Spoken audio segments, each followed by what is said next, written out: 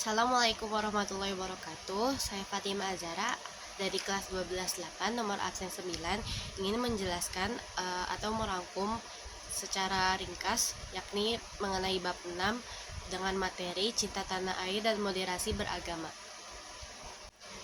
Jadi yang pertama dalam bab ini ayat dan hadis yang mengunci ada dari Quran Surat Al-Qasas ayat 85 dan juga Quran Surat Al-Baqarah ayat 143.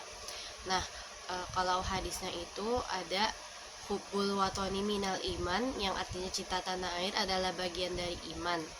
Lalu beberapa kata kunci yang ada dalam bab ini, yang pertama ada cinta tanah air, moderasi beragama atau tawasud, umatan wasaton, petunjuk atau al-huda, dan yang terakhir ada tempat kembali atau ma'ad.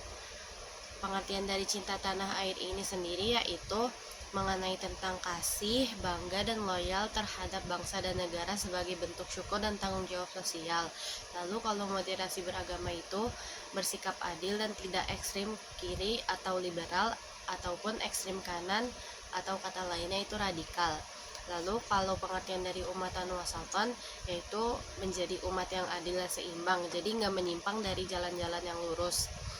Lalu ada petunjuk atau al-huda, maksudnya ini adalah jalan kebenaran dari Allah yang mengantar manusia kepada keselamatan.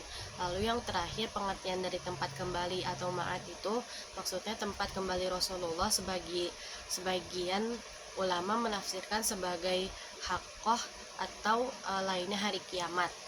Lalu pesan-pesan dari bab ini itu yang saya tangkap, yang pertama ada cinta tanah air adalah bagian dari ibadah. Lalu yang kedua, umat Islam itu harus jadi pemersatu.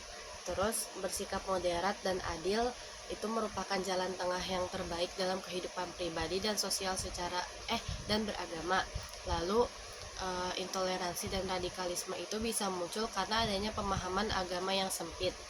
Nah, penerapan yang bisa kita terapkan dalam kehidupan sehari-hari itu yang pertama, kalau membahas mengenai cinta tanah air itu kita bisa mencintai budaya lokal dan menghargai simbol negara. Lalu ada membayar pajak dan mengikuti pemilu, menjaga fasilitas umum dan lingkungan hidup.